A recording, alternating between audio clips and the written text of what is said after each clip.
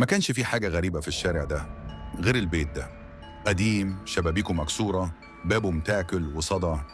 والعجيب إنه كل اللي سكنه قبل كده اختفى. مصطفى شاب عادي عنده 21 سنة، حياته بسيطة، لحد ما حصلت مشكلة في البيت اللي كان ساكن فيه. اضطر يدور على مكان تاني بسرعة وبسعر قليل، وللصدفة لقى إعلان شقة إيجار رخيص جدا في البيت المهجور. صاحبه قاله: يا عم ده بيت مسكون، الناس بتقول بيظهر فيه حد بالليل. ضحك مصطفى: مسكون ايه؟ كلام اهالي وخرافات. وبالفعل راح وشاف الشقة، كانت نظيفة بشكل غريب، كأن في حد بيهتم بيها.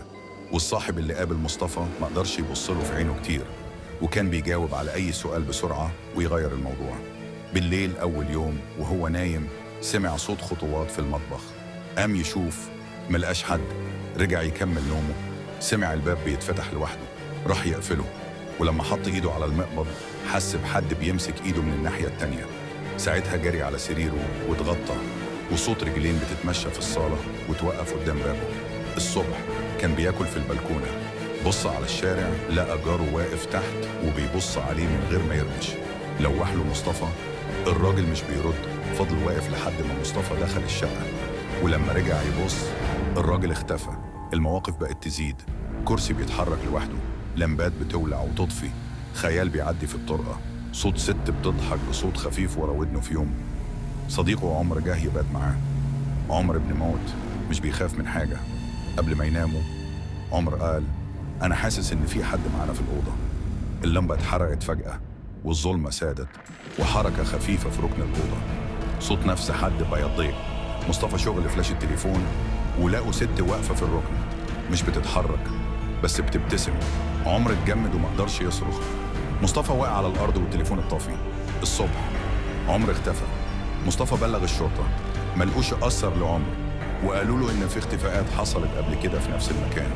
في الليل بعدها مصطفى قرر يهرب. بيجمع هدومه سمع صوت نفس الست: سيب لك صاحب وسيب لك نفسك كمان. الجدران بقت تخربش لوحدها، والأبواب اتقفلت فجأة، والإضاءة بقت تومي وتطفي بسرعة. مصطفى اتسمر مكانه لما شاف عمر في الطرقة واقف، بس وشه متشوه وعينه سودة. ما تمشيش، لسه دورك ما خلصش. في اللحظة دي حد خبطه على دماغه، اتفقد وعيه. صحى بعدها في أوضة غريبة، أرضتها كلها تراب وجدران عليها أسماء مكتوبة بالدم، اسم عمر وناس تانية كتير، وأشار للمكان الفاضي. مصطفى على اللحظة فهم إنه البيت بيختار ضحاياه. بدأ يسمع أصوات حواليه: أنت مش هتخرج.